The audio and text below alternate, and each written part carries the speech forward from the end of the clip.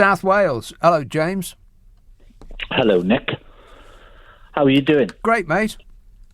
Well, Nick, I was just asking, do you think that Joe Biden's doing a steaming job with his handling of the Afghanistan crisis? No, pretty awful.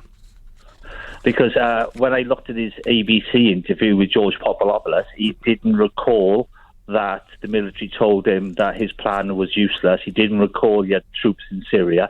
He didn't recall he didn't know how many troops the Afghanistanis had, and he didn't know that people were getting killed at the airport. Right. Because he was at Camp David.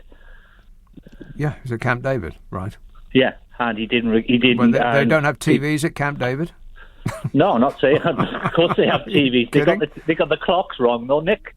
Photograph they put out, but there you go. No, well, you mean Boris Johnson got the clock wrong when he was expressing his support. It was supposed to be 11 o'clock, I think, and so they took the picture. They forgot to wind his watch back. Same as they did in Camp David, because the Russians and the British were 2 hours apart when they should be 3 hours apart. So we know that was a fake photograph. All I'm saying is that I think President Trump would have handled this a lot better. Are you kidding me? It's Trump's deal that's the problem. No, it's not. Trump of course it is. Trump had agreed to withdraw by May. He had a 3-point plan. Biden delayed it till September. Yeah, till September the 1st. Right. And he's got no plan. There's people getting killed at the airport. What was his plan, James? His 3-point plan? What was his huge and tremendous plan? Well, ask President Biden, because he's the guy that ripped it up. You just said it. He had a 3-point plan. You said it very confidently. Well, so what was it? What was it? For the evacuation of the United States citizens from all points of Afghanistan, not using Kabul airport, but using Bagram airport. But Joe Biden decided to go ahead with Kabul airport instead of Bagram, because Bagram would have been easier to basically defend. James, no, Nick, Trump fans absolutely slay me. I mean, you're just so desperate to try to prove that because nothing is perfect following Trump, that he was in some way visited upon us by God. He was the worst president probably in history, certainly in our lifetimes. The biggest liar that has probably ever run for or achieved office, Donald Trump. A huge, furious bag of malevolence that has allowed anybody that got into his orbit to get run over while he flew away free. The worst person that's probably ever run a country, Donald Trump, and you people are still trying to defend him. It's just mystifying.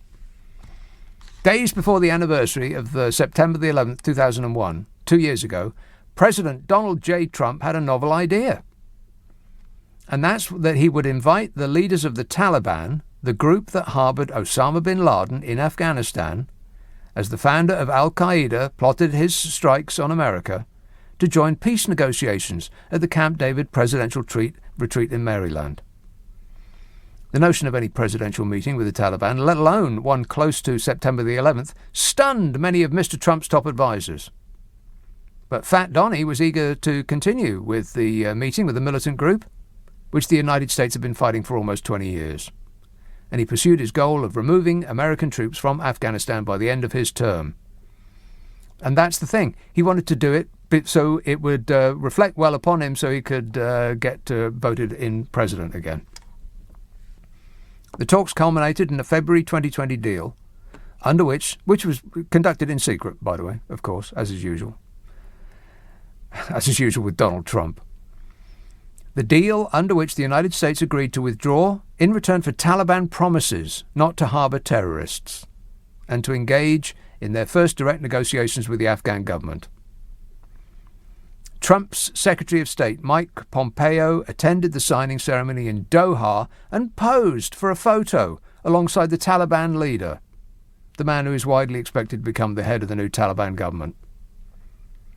Some former senior Trump officials now call that agreement fatally flawed, saying it did little more than provide cover for a pullout that Trump was impatient to begin before his re-election bid. They also say that it laid the groundwork for the chaos unfolding now in Kabul. That's not Biden's officials, that's Trump's officials who said that. Trump's second national security advisor, H.R. McMaster, said our Secretary of State signed a surrender agreement with the Taliban. This collapse goes back to the capitulation agreement of 2020. The Taliban didn't defeat us, we defeated ourselves, says Donald Trump's second national security advisor. Donald Trump's former defense secretary, Mark T. Esper, said that while President Biden owns the ultimate outcome in Afghanistan, Mr. Trump had earlier undermined the agreement through his barely disguised impatience to exit the country with little apparent regard for the consequences. Of course he had little apparent regard for the consequences. Trump doesn't care about anybody but himself. And Trump removed thousands of troops out of Afghanistan during his last year in office. Now, if you were an Afghan fighter and you saw that happening, what would you do? If you saw all of the protection and the defence just disappear in front of your eyes, then you'd probably vanish into the shadows as well. Biden cited the Trump commitment in Doha to remove all remaining forces by May of this year, a deadline he didn't meet, as a key factor in his decision to continue the withdrawal. Trump boasted that Biden couldn't undo his deal, that he'd already started taking out the troops. So if you want to apportion the blame, then apportion them where they actually, apportion the blame where it actually deserves to rest, Trump. Both Trump and Mr. Pompeo have emphasized that their deal with the Taliban was conditional. Thing is, the Taliban haven't violated any of the written conditions of that 4-page agreement signed in Doha and written by Donald Trump. Nor is there evidence that top Trump officials prioritized planning for the eventual evacuation of Americans or of Afghans who might be subject to Taliban reprisals for working with the United States. Now, you can try and rewrite history all you like, but it's Biden is at fault, but it's Trump's initial actions that cause what we're seeing today. Trump suggested that he would have overseen a much different, a much more successful withdrawal.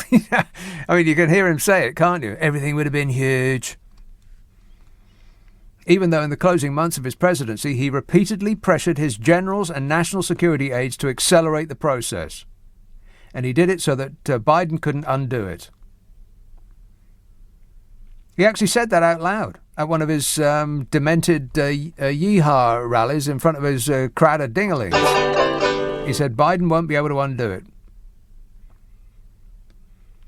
He claimed that he would have ensured mass evacuations from Afghanistan, even though aides said that he never focused on the issue, not once.